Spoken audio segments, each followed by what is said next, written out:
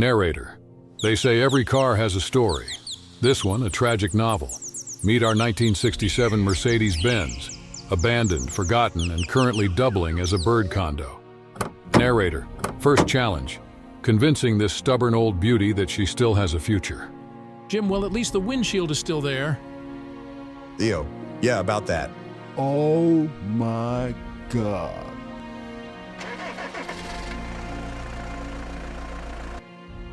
Narrator. Blood, sweat, and yep, actual tears. But piece by piece, the Mercedes remembers what it was meant to be.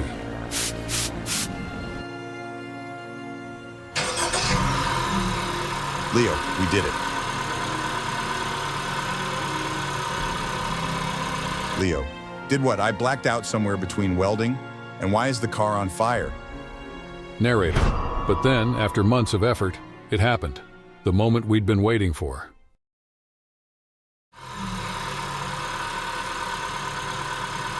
Jim and Leo. Yes, sis. Narrator. She's back, from rusted relic to a rolling masterpiece with a story to tell. Leo. So, what do we name her? How about second chance?